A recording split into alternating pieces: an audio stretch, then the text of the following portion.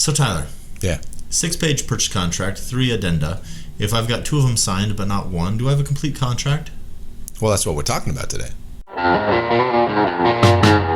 Welcome to the Utah Real Estate Show podcast, the show where 2 agents and a lender teach real estate best practices by talking through mistakes we've seen and made. If it's in writing, as far as contract law in Utah goes, it's enforceable in court. But do you want to go to court with a complete contract, or do you want to go to court with a contract, 4 emails and 15 texts? Hello and welcome to another episode of the Utah Real Estate Show. I am Tyler Kazare, Utah Real Estate Agent. Jason Christiansen, mortgage lender. Eric Wist, Utah Real Estate Agent.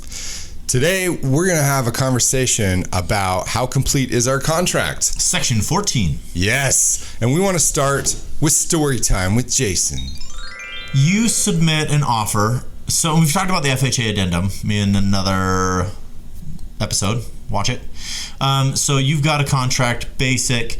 They need government financing, FHA, VA, and so you submit your 6-page REPC and your 1-page amendatory language. Now this is a builder. He says, yeah, I think we're good, but I know I'm building right on the edge of the market, so I don't know if my appraisal will come in, and I'm building this custom, so there's a lot of upgrades. I'm not going to sign that FHA addenda. I'll sign the rest of the contract, and I'll sign that at closing, but until you have the appraisal, I'm not signing it. So the 6 pages of the purchase contract are signed and accepted. Mm-hmm. Do you have a complete contract? Well, it depends on how it was accepted. If they submitted an addendum afterwards that says we will not sign this FHA addendum until closing, and that was all accepted by both parties, now you do have a contract. Yeah. Right. And the verbiage here is complete contract, right?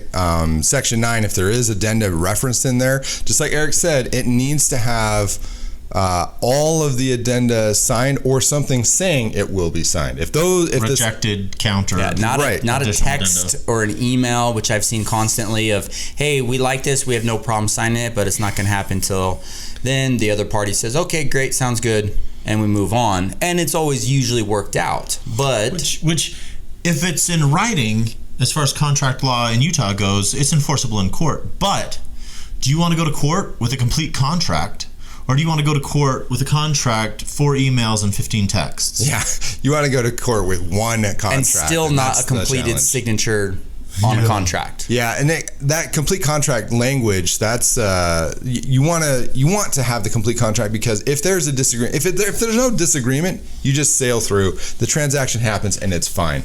The problem is when you have a disagreement and the buyer thinks this and the seller thinks that, if they can both back it up with whatever their version is, that's a problem. That's when you get a fight. So here's the other thing. Like addenda, that's kind of a simple, low-level offense. What's the worst thing that could happen? Like, so Section 14 says it's the complete contract. Mm-hmm. Well, you lose earnest money. I mean, you get sued for all sorts of different things. I mean, imagine if you had, I have a listing right now that has a buyer that put $50,000 plus earnest money down. So now you look at that, and all of a sudden they didn't sign a complete contract and they want out, and we say no, and then we didn't get a complete. They get out scot-free. I mean, they can still go to court, right? But litigation. It could be very expensive. And remember, in real estate court stuff, the loser pays all the fees. Yeah. But I mean, addenda is a minor violation of not a complete contract. Yeah. What's the worst thing you can do? Dual contracts. There it is. Yeah. That's big time legal issues. Okay, so what this is, and the most often reason it's used is, I can get financing for 97, 95, 90, 75%, whatever, depending on the type of property you're buying, right?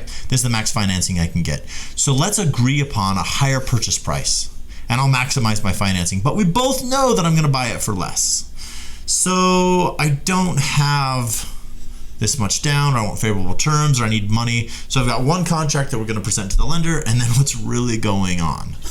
Yes. There's a really simple word for that. It's the F word in real estate, fraud, and that's worse than any other F words that you might have been thinking about. But yeah, fraud is really bad, and it will not only will it derail your transaction, it may derail you right into fees, fines, and jail. So it's super important to realize that Section 14 saying this is a complete contract. It's not saying there's not another bill of sale for personal property. It's not saying there's any other agreements that are happening, that there's not repairs happening, that there's not anything else that's happening that can be on its own contract that is self-contained. But if you have the same object with the same parties for different amounts, that's a problem. Yes, that's true. So, what did we learn? Well, my key takeaway is that you may not be under contract, or you may have a dual contract. So just make sure that you have a full and complete contract. It's important to know that if all the addenda that are presented are not accepted, you don't have a complete contract. Remember that the big F word in real estate, it's fraud. Thanks for watching the complete video. The best way to get a hold of us is comment below. We'd love to hear from you. If you want to get in touch with us, shoot us a text at 801-228-7687. Make sure you mention the show.